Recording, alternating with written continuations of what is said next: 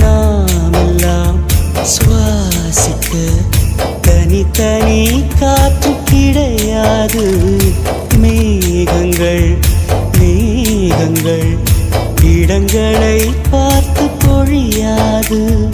கோடையில் இன்று இலையுதிரும் வசந்தங்கள் நாளை திரும்பி வரும்.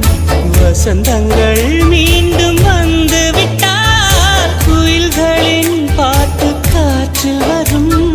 முடிவதும் பின்பு தொடர்வதும் இந்த வாழ்க்கை சொல்லும் பாடங்கள் தானே கேளடி.